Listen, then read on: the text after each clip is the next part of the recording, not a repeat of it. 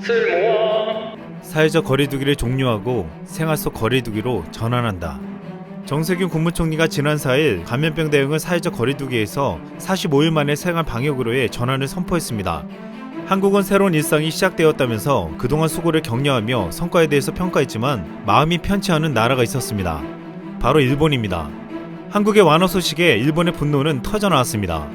그것은 한국이 아닌 일본 아베 정권에 대한 분노였습니다.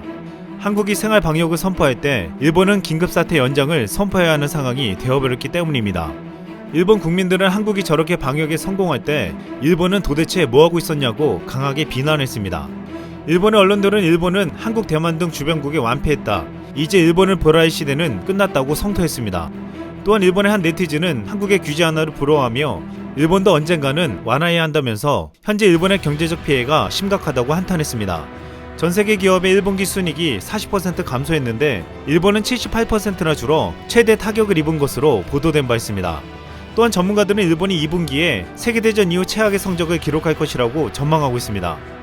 산케이신문은 지난 4일 일본 내 경제 전문가 28명을 대상으로 긴급 설문조사한 결과 2분기 일본은 GDP가 전분기 대비 21.8% 감소할 것이라고 했는데 한 전문가는 마이너스 42%의 성장률을 전망하기도 했습니다. 결국 일본은 방역에도 실패하고 경제적 피해도 최대치를 기록할 것으로 전망되고 있습니다.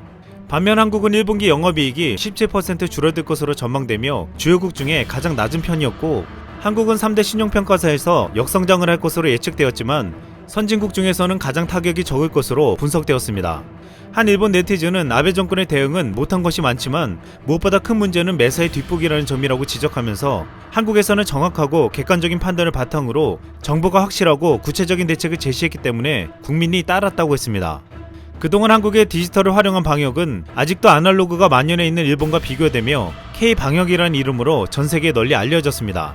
한국은 인공지능을 이용해 3주 만에 진단키트를 만들었고 스마트폰 앱을 통해서 효율적인 진단과 추적을 해냈으며 뛰어난 의료 시스템과 방역체계를 통해서 전 세계에서 교과서라고 불렸습니다. 또 논란이 있었지만 한국 정부는 전국민의 재난지원금 지급을 발표하며 4월부터 지원금을 조회할 수 있고 온라인 신청은 11일, 오프라인 신청은 18일부터 이루어진다고 했습니다. 일본은 참여연에서 지난달 30일 약 25.7천억엔 규모의 추가 경정 예산을 가결하며 1인당 114만원의 지원금을 주기로 했습니다.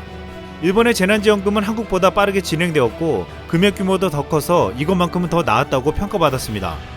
하지만 여기서도 아날로그가 일본의 발목을 또 잡았습니다.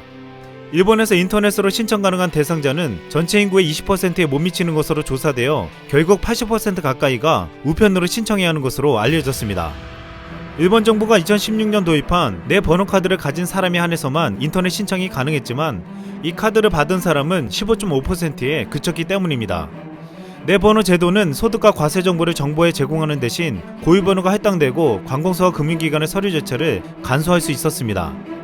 그러나 일본 국민은 개인정보 유출을 우려해 내 번호 카드 신청을 주저하고 대부분 이 번호를 만들지 않았습니다. 결국 일본 정부는 신속하게 1인당 114만원 지원을 결정했지만 일본 국민들은 3개월이 지나서야 긴급 재난지원금을 받을 수 있을 것으로 보이고 있습니다.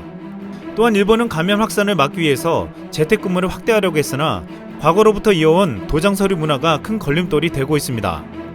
이해할 수 없는 것은 일본의 정보기술을 활용해 재택근무를 촉진해야 할 담당 장관이 도장업계 이익을 옹호하는 단체의 대표를 맡고 있습니다. 지난달 24일 아사히신문의 보도에 의하면 도쿄의 IT 기업 프리가 실시한 설문조사에서 재택근무 실시 중이지만 회사에 나갈 필요가 있는 이유에 관해 38.3%가 거래처가 보낸 서류 확인 정리라고 답했습니다. 아직도 종이 문서와 도장으로 업무를 처리하는 일본의 관행은 재택근무에 큰 걸림돌이 되며 감염 확산을 막지 못했습니다. 이렇게 전세계에 들이닥친 최악의 감염병은 디지털로 인해서 빠르게 극복해낸 한국과 달리 아날로그 사이에 머물러 있는 일본에게는 더욱 치명적이었습니다. 전 미야자키현 지사 동쿠하라 히데오가 지난 3일 TV 아사히 비토 다케시의 TV 태클에 출연했습니다.